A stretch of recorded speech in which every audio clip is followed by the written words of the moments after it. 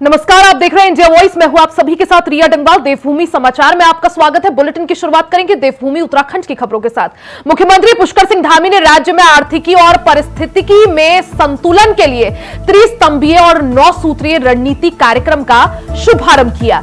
राज्य में इकोलॉजी और इकोनॉमी में संतुलन के लिए मुख्यमंत्री पुष्कर सिंह धामी के मार्गदर्शन में नियोजन विभाग द्वारा 3 स्तंभों समुदाय सशक्तिकरण अभियान, नवाचार और तकनीकी अभियान और वित्तीय स्वायत्तता और साक्षरता अभियान पर रणनीति बनाई गई है। मुख्यमंत्री पुष्कर सिंह धामी ने कहा कि प्रधानमंत्री नरेंद्र मोदी के विकसित भारत के संकल्प को पूर्ण करने के लिए हम सबको अपना विशेष योगदान देना है। राज्य सरकार द्वारा विकास के साथ ही पर्यावरण संतुलन पर भी विशेष ध्यान दिया जा रहा है।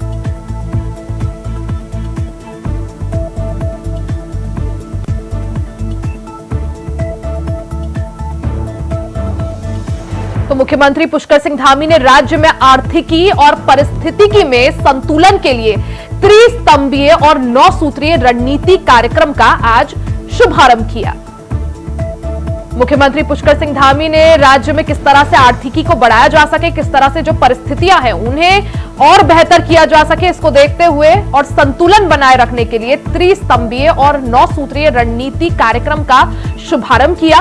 राज्य में इकोलॉजी और इकोनॉमी में संतुलन के लिए मुख्यमंत्री पुष्कर सिंह धामी के मार्गदर्शन में नियोजित विभाग द्वारा 3 स्तंभों यानी समुदाय सशक्तिकरण अभियान, नवाचार और तकनीकी अभियान और साथ में वित्तीय स्वायत्तता और सुरक्षा अभियान पर रणनीति बनाई गई है।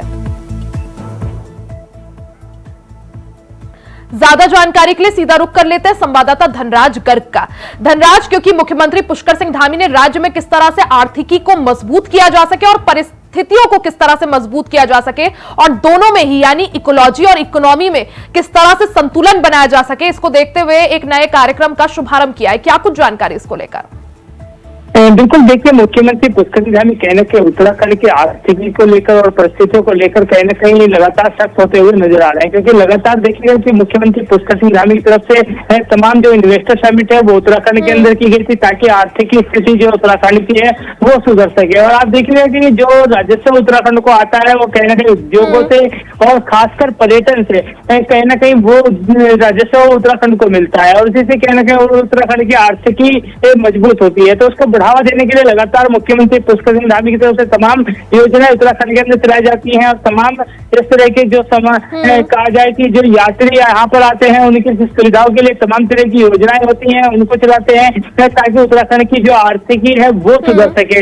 और लगातार आप देखिएगा कि मुख्यमंत्री पुष्कर सिंह धामी का हमेशा प्रयास रहता है कि उत्तराखंड की जो आर्थिकी है वो मजबूत हो और यहाँ के जो पलायन की बात करें तो पलायन लगातार यहाँ पर होता है, वो कहीं ना कहीं आर्थिकी की कमजोरी होने के कारण ही पलायन होता है, वो पलायन ना हो उसके लिए आर्थिकी को मजबूत करना जरूरी है। उसके लिए लगातार मुख्यमंत्री पुष्कर सिंह धामी कार्यक्रम भी चलाते हैं और तमाम अधिकारियों की बैठक लेते हुए भी नजर आते हैं और तमाम अधिकारियों को निर्देश भी देते हैं कि उत्तराखंड की जो परिस्थितियां हैं, क्योंकि भौगोलिक जो परिस्थितियां हैं वो कहीं ना कहीं दयनीय है और उसको सुधारने के लिए लगातार अधिकारियों को निर्देश भी दिए जाते हैं। बिल्कुल धनराज, क्योंकि आर्थिकी को अगर मजबूत करना है तो उसके लिए विकास जो है काफी ज्यादा महत्वपूर्ण होता है, लेकिन विकास करते हुए आर्थिकी को मजबूत करने के लिए जो भी रणनीति बनाई गई है या जो भी कदम उठाए गए हैं, दूसरी तरफ हमें पर्यावरण का भी ध्यान रखना है, यानी इकोनॉमी भी और इकोलॉजी भी।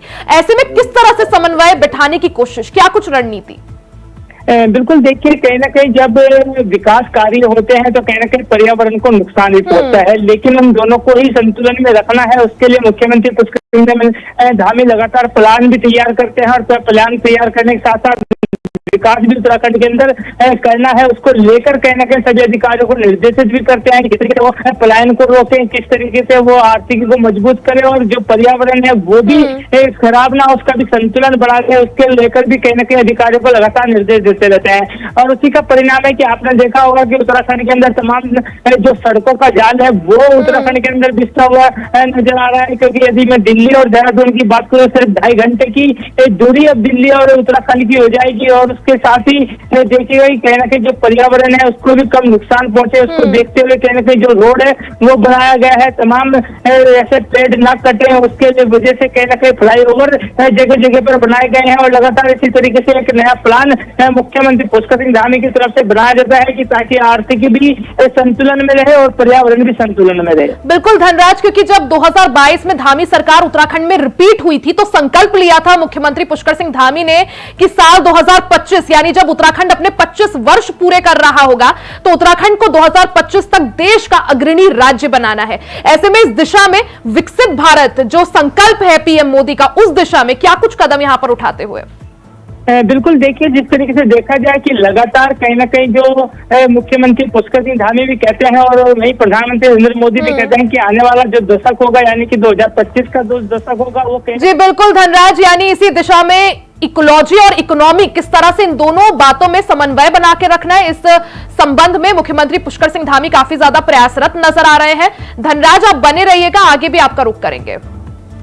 वहीं देहरादून से बड़ी खबर आप सभी की टीवी स्क्रीन पर। 6 व्यस्त चौराहों पर प्रदर्शन, जुलूस और रैली पर रोक। देहरादून के जिलाधिकारी ने लिया अहम फैसला। शहर की यातायात व्यवस्था को सुचारू रखने के लिए यह फैसला लिया गया है। शहर में आए दिन जाम की समस्या बढ़ रही है। शहर में घंटाघर, गांधी पार्क, एशले हॉल चौक पर यह रोक लगाई गई है। दर्शन लाल चौक, तहसील चौक और बुद्धा चौक पर भी रोक लगाई गई है। नियम का पालन नहीं करने वालों पर अब कार्रवाई होगी। तो ये बड़ी खबर आप सभी को बता दें, उत्तराखंड की राजधानी देहरादून में जिस तरह से जाम की व्यवस्था से लोगों को जाम से निजात दिलाने के लिए यहां पर बड़ा फैसला जिलाधिकारी देहरादून ने लिया है। यहां पर फैसला लिया गया है कि शहर के जो 6 सबसे व्यस्त चौराहे हैं, जो चौक है, वहां पर किसी भी तरह के प्रदर्शन, जुलूस और रैली पर रोक रहेगी। देहरादून के जिलाधिकारी नवीन बंसल ने यह बड़ा फैसला लिया है। इस फैसले के तहत शहर की यातायात व्यवस्था को और ज्यादा बेहतर करने की कोशिश की गई है।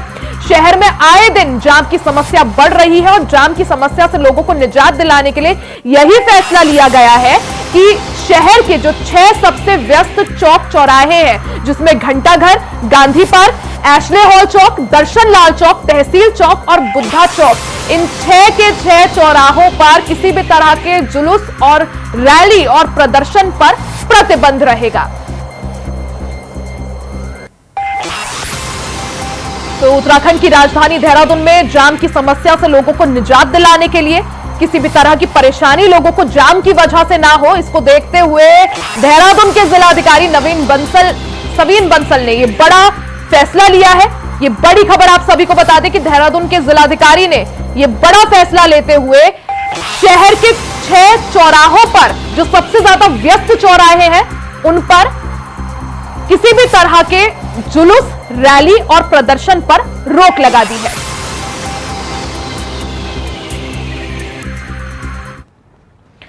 वहीं पूरे देश के साथ साथ उत्तराखंड में भी दुर्गा अष्टमी और रामनवमी का त्योहार बड़े ही धूमधाम के साथ मनाया जा रहा है। इस बार एक ऐसा संयोग बन रहा है कि दुर्गाष्टमी और रामनवमी एक साथ मनाई जा रही है। आज सुबह से ही मंदिरों में भक्तों का तांता लगा हुआ है, तो वहीं घर घर आज कन्याओं को भोजन कराकर उनका आशीर्वाद लोग प्राप्त कर रहे हैं। आज सुबह से ही कन्याओं की टोलियां घर घर जा रही है और भोजन ग्रहण कर रही है।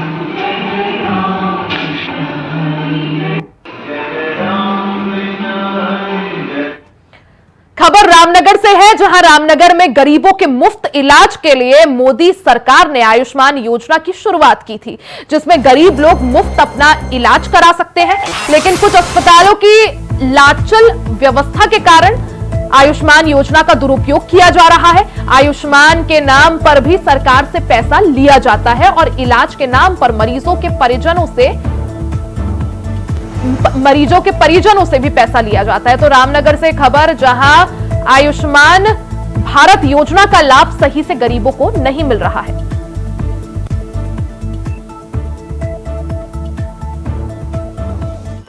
सम्मान में अभी आया है, अभी कुछ अटेंडेंट आए मेरे पास शिकायत को लेके कि इनसे दवाइयाँ और इम्प्लांट को बाजार से मंगाए जाते हैं करके, आयुष्मान के अंडर एडमिट होने के बावजूद भी। ऐसा इसमें इम्प्लांट तो खैर बाजार से लाना ही पड़ता है, वो भी हम मंगाते हैं, ये नहीं लाएंगे। ये जो हॉस्पिटल डिपार्टमेंट को कंसर्न डिपार्टमेंट वो मंगाएगा, लेकिन दवाइयाँ सारी यहाँ अवेलेबल होती हैं। इम्प्लांट ही परचेज करते हैं, वो भी प्रॉपर तरीके चैनल के जरिए मेरी अनुमति के बाद परचेज किया जाता है। अगर मैं चेक कराऊंगा, अगर ऐसा है कि दवाएं भी बाजार से मंगाई गई हैं तो ये देखना पड़ेगा संबंधित अधिकारी से पूछूंगा इस मामले में। ऐसा मुझे नहीं लगता, लेकिन अगर ऐसा है तो जांच का विषय है, जांच करने पर पता लग पाएगा इसमें। मैं अभी जान के मेरे को 1 महीना हो रखा है, जांच के संज्ञान में अभी आया है अभी पिछले। वहीं देहरादून से बड़ी खबर, प्रदेश में जमीन की खरीद का ब्यौरा तलब किया जाएगा। मुख्य सचिव ने सभी जिलाधिकारियों को ये निर्देश दिए हैं। 13 जिलों से भूमि खरीद का ब्यौरा तलब किया जाएगा। मुख्य सचिव ने डीएम ने रिपोर्ट भी मांगी है। तो ये बड़ी खबर आप सभी को बता दें, जिस तरह से प्रदेश में जमीन की खरीद का ब्यौरा तलब होगा। मुख्य सचिव ने सभी जिलाधिकारियों को ये आवश्यक दिशा निर्देश दिए हैं कि जो भी जमीन खरीदी जा रही है उसका ब्यौरा अब राज्य सरकार को देना होगा। 13 जिलों से भूमि खरीद का ब्यौरा तलब किया जाएगा। मुख्य सचिव ने डीएम से रिपोर्ट मांगी है। ज्यादा जानकारी के लिए सीधा रुख कर लेते हैं चैनल हेड अवनीश प्रेमी जी का। अवनीश जी, क्या कुछ यहाँ पर निर्देश जो है सरकार द्वारा दिए गए हैं? भैया, इसके पिछले दिनों मुख्यमंत्री ने प्रेस कॉन्फ्रेंस की थी। उनका साफ तौर पर कहना था कि उनके संज्ञान में चीजें आई है कि जिस तरह उत्तराखंड के अंदर बाहर का जो आदमी है वो 250 वर्ग मीटर जमीन खरीद सकता है मकान बनाने के लिए, लेकिन बहुत से लोगों ने अपने और अपने परिवार के नाम पर यहाँ पर गलत तरीके से जमीनें खरीदी हैं। तो उसकी जांच के निर्देश दिए गए हैं और उसी क्रम में चीफ सेक्रेटरी श्रीमती राधा रतूर ने कल रात तमाम जो जिलाधिकारी हैं उनको निर्देश दिए हैं कि वो इस तरह की संपत्ति का ब्यौरा दें और जानकारी जुटाएं कि आखिरकार किन लोगों ने यहाँ पर 250 वर्ग मीटर से ज्यादा की जमीन खरीदी है, उनका नाम क्या है, कहाँ से वो रहने वाले हैं और उन्होंने किस प्रयोजन के लिए, यानी कि किस चीज के लिए वो जमीन खरीदी, तो उसका तमाम ब्यौरा देने के निर्देश दिए गए हैं। 13 से 13 जिलाधिकारियों को निर्देश दिए गए हैं और बाकायदा 2 प्रारूप भी उनको भेजे गए हैं जिसपे भूमि, उनको खरीदने का क्षेत्र कौन सा है और खरीदने वाले का नाम क्या है, वो भी जानकारी मांगी गई है। दूसरा, मैं आपको ये बता दूं कि अगर हम नियमों की बात करें, 2007 में जो अधिनियम था उसमें कुछ संशोधन किया गया था और ये कहा गया था कि कोई भी व्यक्ति उत्तराखंड में अपने जीवन काल में अधिकतम 250 वर्ग मीटर भूमि खरीद सकता है। लेकिन सरकार के संज्ञान में आया है कि एक ही परिवार के कई सदस्य ने अलग अलग भूमि खरीदी है और जो नियम है उसका कहीं ना कहीं उल्लंघन किया है, तो सरकार ने उसके लिए ये निर्देश जारी किए हैं। और खास बात यह है कि अगर इस तरह की चीजें पाई जाती हैं या किसी व्यक्ति के पास 2050 वर्ग मीटर से ज्यादा की जमीन पाई जाती है अलग अलग नामों से, तो ये जमीन सरकार में तलब कर ली जाएगी। किस तरह के निर्देश डीएम को दिए हैं और 7 दिन में तमाम जो जिलाधिकारी हैं वो शासन को अपनी रिपोर्ट भेजेंगे कि उनके इलाके में किन लोगों ने कितनी जमीन किस प्रयोजन के लिए खरीदी है। जी, क्योंकि अवनीश जी, लंबे समय से उत्तराखंड में जो लोग हैं उत्तराखंड के, वो सशक्त भू कानून की मांग करते आए हैं। अब ऐसे में जब अब प्रशासन काफी ज्यादा सख्त कदम यहाँ पर उठाता हुआ दिख रहा है, जैसे जमीन की खरीद का अब ब्यौरा तलब करने की यहाँ पर पूरी तरह से कोशिश है, क्या माना जाए आगे जाकर हमें ऐसा इस राह में क्या भू कानून की राह आसान होती हुई दिख सकती है?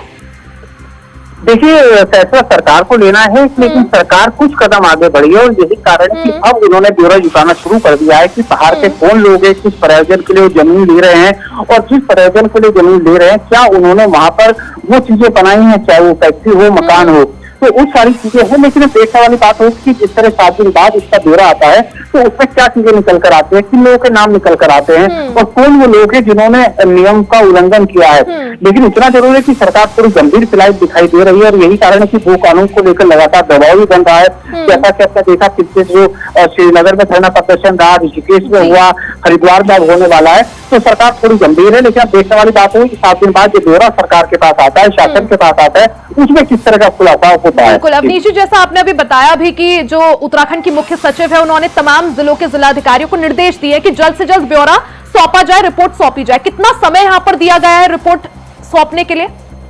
देखिए, 7 दिन का समय दिया गया है और खास बात यह है कि प्रारूप यहाँ पर तैयार किया गया है कि जिसने जमीन खरीदी है उसका नाम क्या है, कहाँ का रहने वाला है, किस परियोजना के लिए कितनी जमीन खरीदी है, उसके परिवार के जो सदस्य हैं क्या उन्होंने भी जमीन खरीदी है। अगर इस तरह का कोई मामला सामने आता है तो निश्चित तौर पर सरकार कार्रवाई करेगी और वो सब जमीनें जो है सरकार में नीड कर दी जाएंगी। इसके लिए जो तमाम जिलाधिकारी हैं उन्होंने भी एसडीएम को निर्देश दिए और 7 दिन का समय है और जिलाधिकारी के पास शासन को अपनी रिपोर्ट देंगे। बिल्कुल, यानी बाहर के राज्यों से आए उत्तराखंड में लोग, क्या कुछ उनकी जमीन, कितनी जमीन उन्होंने खरीदी, किस जगह में खरीदी, अब इसका ब्यौरा सरकार अच्छे से तलब करेगी जिलाधिकारियों से। अवनीश जी, बहुत बहुत शुक्रिया आपका जानकारी के लिए।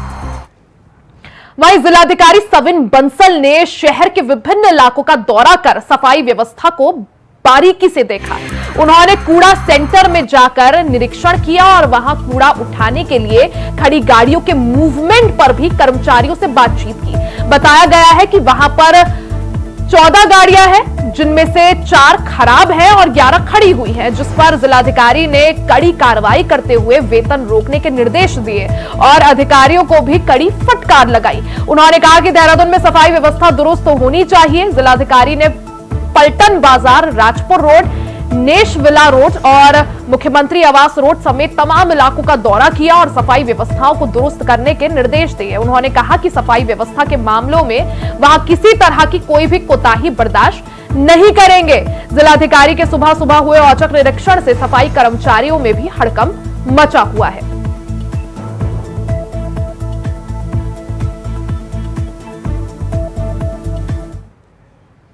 अवैध पशु कटान और अवैध गोमांस की बरामदगी के अभियान में दून पुलिस को बड़ी सफलता मिली है। अवैध गोमांस के साथ एक अभियुक्त को देहरादून पुलिस ने गिरफ्तार कर उसके कब्जे से करीब 150 किलोग्राम गोमांस बरामद किया है, जबकि अभियुक्त का एक अन्य साथी मौके से फरार हो गया है।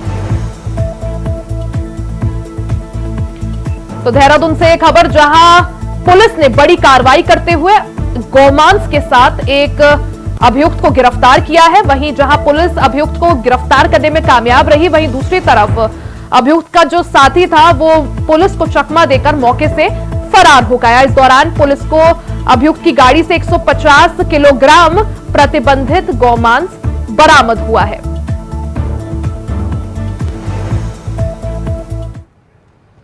देवभूमि समाचार में फिलहाल के लिए सिर्फ इतना ही। खबरों का सिलसिला जारी रहेगा, बने रहे हमारे साथ।